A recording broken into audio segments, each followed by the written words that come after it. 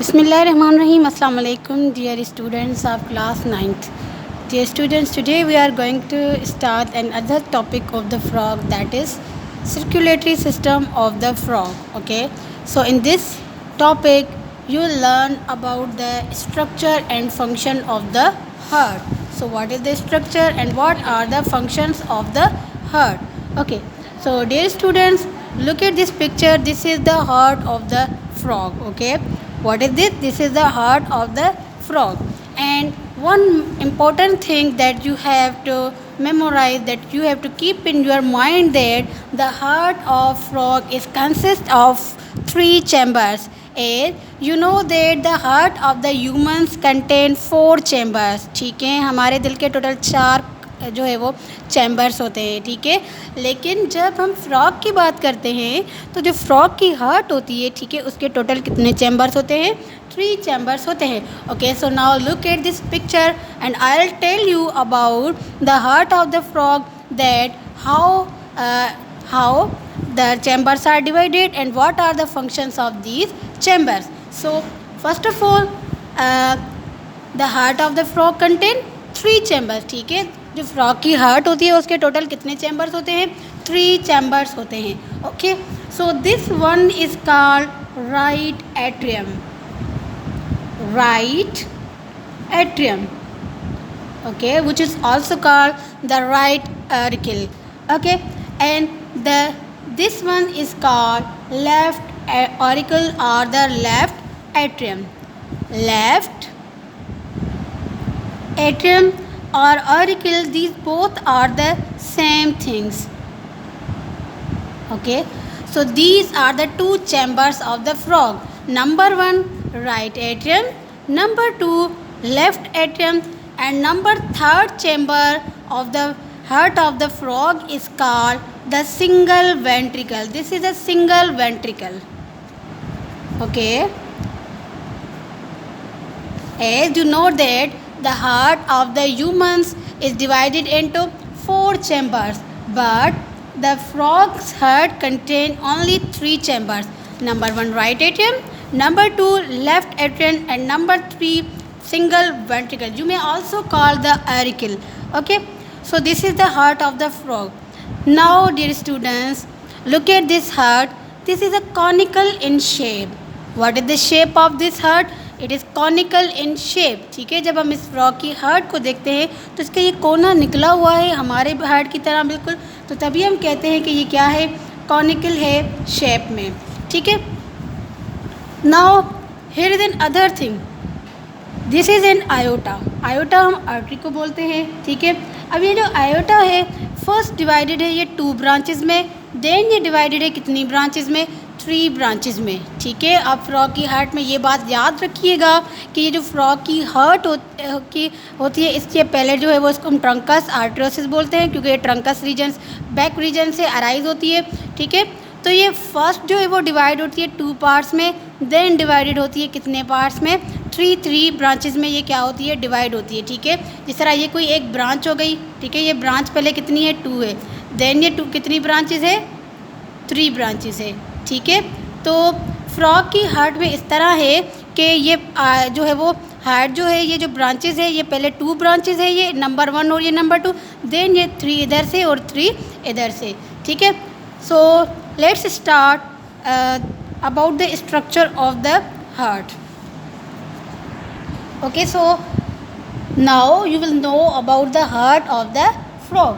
So the heart of the frog is a muscular, as in every animal this heart is made up of muscles. ठीक है, so that's why it is called muscular. ठीक है, so heart of frog is muscular. Why it is called muscular? Because it is made up of muscles and it is conical.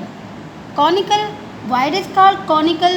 Because it is cone shaped. Okay, and also this is a organ, conical organ. Okay, which is located. अब हम इसकी location देखेंगे कि ये present कहाँ पे होती है. ठीक है, अगर फ्रॉग की स्ट्रक्चर को हम देखें तो ये लोकेटेड कहाँ पे होती है? This is located in the body cavity. Body की कैविटी में होती है. बॉडी कैविटी कहाँ पे? Between the oesophagus and sternum, ठीक है। एसोफेगस जो फ्रॉग का होता है, ठीक है, और जो स्टर्नम होता है, स्टर्नम हम किसको बोलते हैं? चेस्ट बोन को बोलते हैं, ठीक है। जिस तरह हमारी होती है ऊपर, तो इससे ऐसे ही फ्रॉग की भी लोकेशन क्या है? सेम ही है, ठीक है। स्टर्नम और एसोफेगस के बीच में ये जो हार्ट है ये स्टर्नम में इसलिए प्रेजेंट होती है, स्टर्नम क्योंकि स्टर्नम बोन होता है, जो कि ये हार्ट क्या होती है? बहुत ही नाजुक होती है, ठीक है, ये बहुत ही फ्लेक्सिबल होती है, तो इसको ये स्टर्नम क्या करता है? प्रोटेक्ट करता है, ठीक है। उसके बाद ये इनक्लोज्ड होती है, it is enclosed in a membrane called pericardium, ठीक है। ह्यूमन में भी सेम ही मेम्ब्रेन होती है, जिसको हम क्या बोलते हैं? पेरिकार्डियम, ठीक है। अगर आप इस हार्ट को देखेंगे तो ये जो बाहर वाली मेम्ब्रेन है, इसको हम क्या बोलते हैं? इसको हम बोलते हैं पेरिकार्डियम, ठीक है। इस बाहर वाली मेम्ब्रेन को हम क्या बोलते हैं? पेरिकार्डियम, पेरिकार्डियम, ठीक है। This word cardium is used for the heart, ठीक है। तो आउटर जो मेम्ब्रेन होती है हार्ट की, उसको हम बोलते हैं पेरिकार्डियम। देन आप लोग देखें कि जो हार्ट है फ्रॉग की, उसके टोटल कितने चैम्बर्स हैं? 3 चैम्बर्स है, right atrium, left atrium and the single ventricle.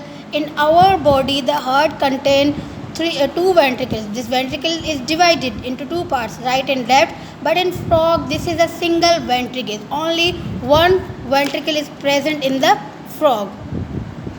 Okay, so the 2 thin wall atria, okay, these are the 2 thin wall atria, ठीक है। ये कहाँ से अराइज होते हैं? एंटीरियर पार्ट हार्ट जो है वो वहाँ से अराइज होते हैं। कितने?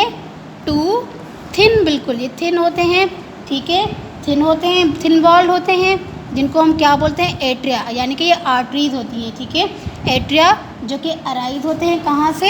एंटीरियर जो पार्ट, यानी कि जो आगे वाली हार्ट का पार्ट होता है, एंटीरियर पार्ट जो होता है हार्ट का, वहाँ से ये क्या होती हैं? अराइज होती हैं, ठीक है। उसके बाद जो राइट एट्रियम होता है वो क्या होता है? बड़ा होता है लेफ्ट एट्रियम से। ये भी आपने याद रखना है कि right atrium is bigger than left atrium, ठीक है। लेफ्ट एट्रियम से जो राइट एट्रियम है वो क्या होता है? बड़ा होता है, ठीक है। उसके बाद जो है ये क्या करते हैं? वेंट्रिकल जो होता है ये कोनिकल होता है, बिल्कुल। वेंट्रिकल को अगर आप देखेंगे तो ये क्या है? वेंट्रिकल, ये बिल्कुल इसकी कोना निकला हुआ है, वेंट्रिकल कोनिकल है, ठीक है। और ये क्या करता है? वेंट्रिकल में से बहुत सारी जो ब्रांचेस है ये क्या होती है? अराइज होती है, ठीक है। पहले जो है वो कितनी अराइज होती है? 2 अराइज होती है। देन ये कितनी होती हैं? 3 जो है वो ट्रायंगुलर होती है, ये आर्टरी जो है ये अराइज होती है, ठीक है। अब ये देखिए कि ये जो ट्रायंगुलर सेक है, जिसको हम क्या बोलते हैं? Sinus Venus. ये साइनस विनस जो है वो कहाँ खुलता है? इधर इस राइट एट्रियम में जो है ये साइनस विनस जो है वो खुलते हैं, ठीक है। ये दोनों जो ट्रंकस आर्टरियोसिस है, ये वाले दोनों, ठीक है, ये दोनों ट्रंकस आर्टरियोसिस जो है ये साइनस विनस, ये 2 चैम्बर्स हार्ट के लिए ये नेसेसरी नहीं है, बल्कि ये क्या है? ये दोनों जो है वो क्या है? एसेसरी चैम्बर्स है, किसके? हार्ट के, ठीक है। बट बायोलॉजिस्ट ने क्या किया? इनको कंसीडर किया है कि ये क्या है? दोनों जो है वो चैम्बर है, किसके? हार्ट के, ठीक है। अब ये क्या करते हैं? क्योंकि ये रिथमेटिकली कॉन्ट्रैक्ट करते हैं, ठीक है। तो अब यहाँ पे क्या होता है कि जिस तरह हम में होता है कि राइट एट्रियम में से ब्लड जो है वो जाता है कहाँ पे? पल्मोनरी आर्टरी लेकर लंग्स के पास जाती है, फिर वो वहाँ पे ऑक्सीजनेटेड होता है, ठीक है। देन वो इस साइड से पहले आता है किस पे? इधर आता है लेफ़्ट एट्रियम में। लेफ़्ट एट्रियम में जो है वो फिर वो ब्लड आ जाता है कहाँ पे? वेंट्रिकल में। फिर वेंट्रिकल में से आर्टरीज निकलती है जो कि बॉडी के डिफरेंट फ्रॉग की जो बॉडी के ऑर्गन्स हैं उनको क्या करती हैं? ऑक्सीजनेटेड ब्लड जो है वो प्रोवाइड करते हैं, ठीक है। यानी कि अगर हम फ्रॉग की हार्ट की बात करें तो उसमें कितने सिस्टम्स होते हैं? 2 होते हैं। एक होता है पल्मोनरी सर्किट और दूसरा होता है सिस्टमेटिक सर्किट। पल्मोनरी सर्किट यानी कि जो राइट एट्रियम से ब्लड जाता है कहाँ तक? जो राइट एट्रियम में से पल्मोनरी आर्टरी ब्लड लंग तक जगह जाती है, उस सर्किट को हम बोलते हैं पल्मोनरी सर्किट। और जो ब्लड लेफ्ट वहाँ से लंग्स से लेकर लेफ्ट एट्रियम तक आता है, देन वेंट्रिकल के पास आता है। वेंट्रिकल क्या करती है? वो ऑक्सीजनेटेड ब्लड पूरी बॉडी को प्रोवाइड करती है, ठीक है। तो ये ऑक्सीडेटेड ब्लड जो है वो पूरी बॉडी को जो मिलता है ये कौन सा होता है, ऑक्सीडेटेड होता है, और इस किस्म की सर्कुलेशन को हम बोलते हैं सिस्टमेटिक सर्कुलेशन। ठीक है, हेयर इज एन क्वेश्चन, ठीक है, कि अगर यहाँ पे सिंगल वेंट्रिकल है तो यहाँ पे दोनों ब्लड जो है वो क्या हो जाएंगे, मिक्स हो जाएंगे, यहाँ वाला भी ब्लड यहाँ पे आता है, इधर वाला भी। ठीक है, तो यहाँ पे ऑक्सीडेटेड और डीऑक्सीडेटेड ब्लड दोनों क्या हो जाते हैं, मिक्स हो जाते हैं। ठीक है, तो देखिए कि मिक्स ब्लड जो होता है, आपको पता है कि फ्रॉग की जो स्किन होती है वो भी रेस्पिरेशन करती है, तो फिर वो ब्लड जैसे ही स्किन के ज़रिए बॉडी के पास जाता है तो वहाँ पे वो दोबारा ऑक्सीजनेटेड होता है, क्योंकि फ्रॉग की स्किन में भी रेस्पिरेशन होती है, तो वो फ्रॉग की जो स्किन है उसमें भी ऑक्सीजन के ज़रिए वो क्या कर देती है, उस ब्लड को प्यूरीफाई करके पूरी बॉडी को क्या करती है, सप्लाई कर देती है। ठीक है, तो ये हमारे पास टॉपिक कौन सा, फ्रॉग का सर्कुलेटरी सिस्टम। इंशाल्लाह in the next lecture we will further study about the circulatory system of the frog. Now your homework is